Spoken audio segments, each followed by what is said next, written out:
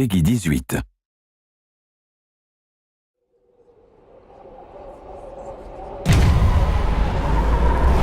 I'm the creative director for Dead Space 3. And I'm the senior audio artist on Dead Space 3. We're going to take a look at our current single-player demo.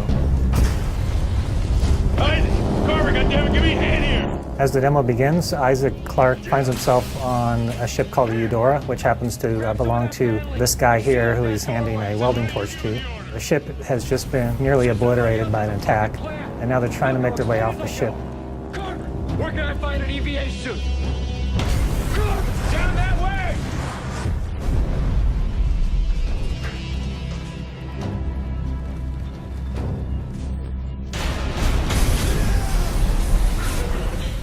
This is a scene I love for audio because there's so much going on, and yet we've still found a way to use subtlety in the scene, even amidst all of the choking, the explosions, and the bombast. There are like shards of glass floating around like a cloud in the environment that signal to the player that, you know, you have to go this way, and yet it's very dangerous to go this way.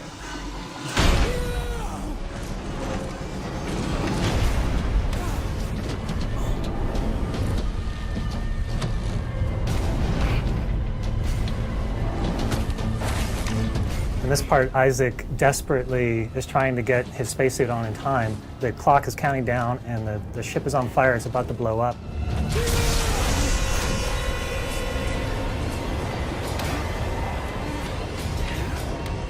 He gets the cabinet open and his helmet goes flying out into outer space. So he knows he only has a minute or something before he's going to suffocate, and he launches himself into space after that helmet, which is his lifeline.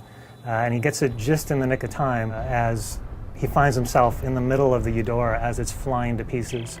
Guys, okay, I see it. Listen, find something to hang on to.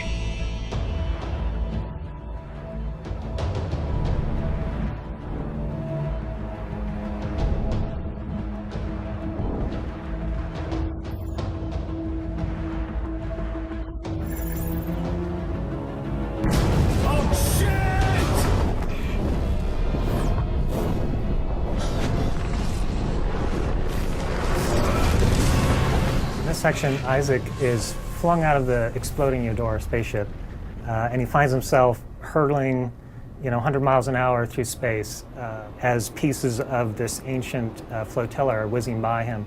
And what this did is it gave us a really excellent opportunity for introducing the next setting for Isaac in the game, which is this derelict flotilla lost a long time ago in outer space. You've got Isaac, this little insignificant guy, flying through massive pieces of ship that are just tumbling left and right. We wanted to create an intense feeling of chaos for the player, so they just can almost not comprehend how much stuff is going on around them. And they're freaking out about which way they have to go, left or right, and as they're going, they're just seeing pieces of ancient history tumbling by. And very much so is kind of like the evolution of the Halo jump that we did in Dead Space 2 as well. I mean, sonically and gameplay-wise, there's so much going on.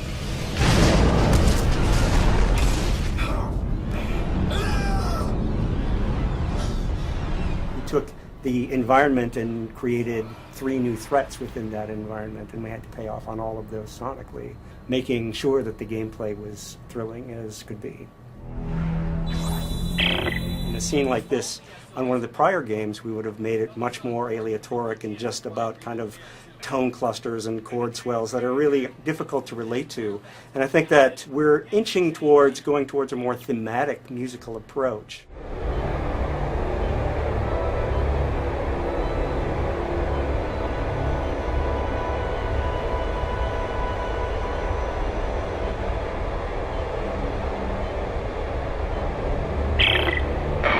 Looks like the power's out everywhere. There's no way to activate the cargo doors. What about that door? It's got a manual crank. No, that's right. I'll see if I can get inside. In this section, Isaac is separated from the rest of his crew. He's run out of options. He had previously just been flying through space, and now the only thing left for him is to go into this derelict ship. It's his only hope of oxygen and some parts that he can scavenge and upgrade his equipment and somehow survive this event that's happened to him. Looks like I'm the first person to come through here in a long time. There's residual air. Tastes like dirt. Sonically, I think it's really unique in all of Dead Space because it's one of the most quiet environments we've ever created. So it really amplifies that sense of Isaac's being alone and being separated from his crew and going deeper into finding out what happened here.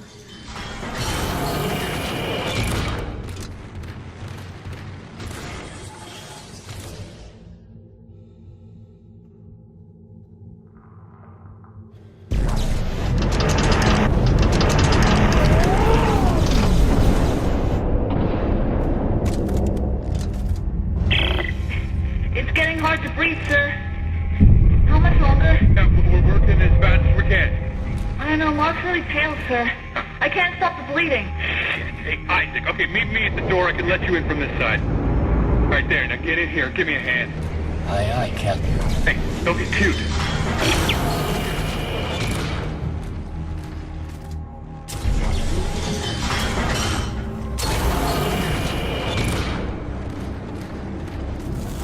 Isaac, Ellie's SOS is coming from deeper inside this ship, but I can't leave Rosen and Locke. Send me the coordinates. I'll go check it out. Here you go. Hey, don't stray too far. That's an order.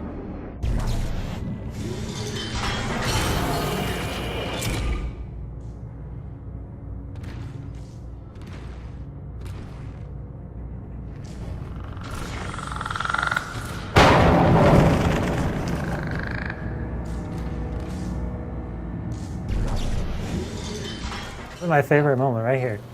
Door opens, lights shining through, and illuminates everything beyond the door, which happens to be what happened to the crew. And now you find out that something more sinister has happened to them.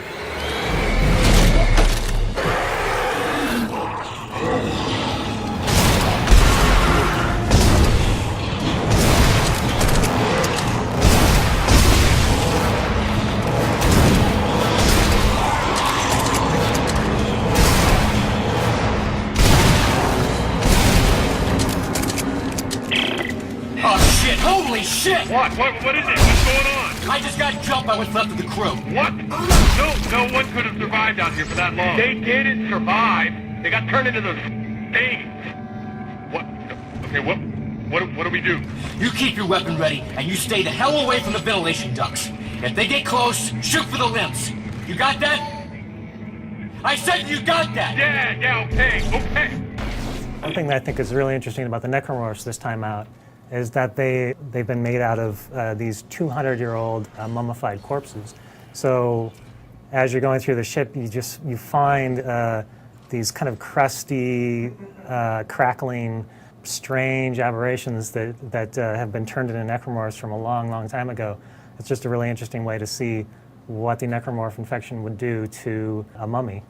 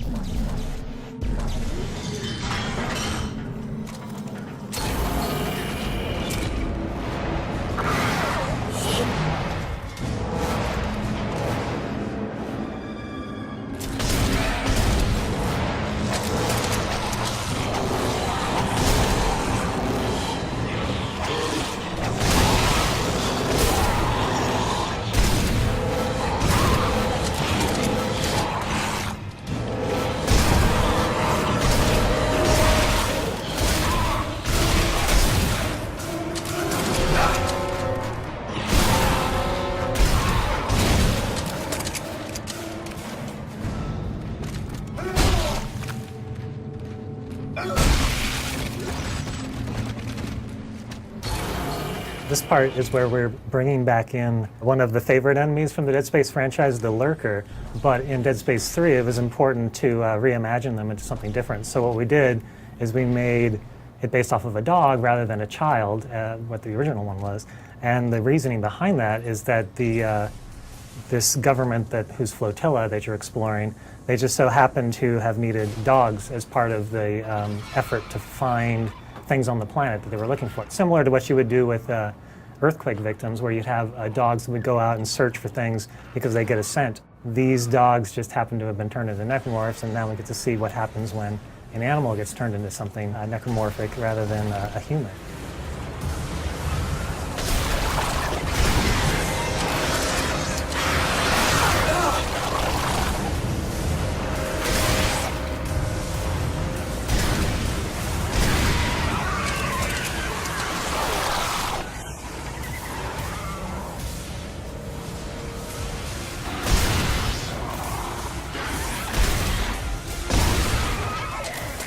We're going to skip ahead to our favorite part of the demo, the generator room. There's a lot going on in here.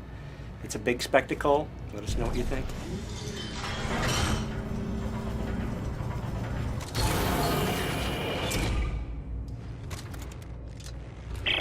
Norton, you there? Yeah, I'm here. All right, I think that's holding them for now. Good. The SOS is coming from directly above me. And it looks like I found the ship's primary generator. If I can get power going, it should unlock the crossover for you. All right, what about you? There's an elevator here that goes straight up the spire. I'll meet you at Ellie's coordinates.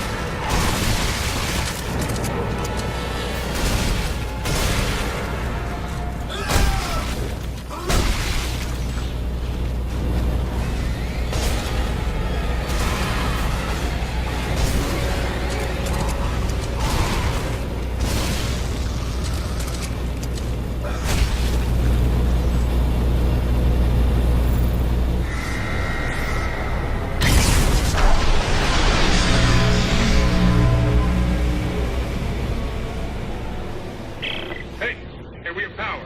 The crossover just opened up. Welcome. Rosen, Locke, and Stickfoot. Isaac Carver will rendezvous at the Spire. Got it.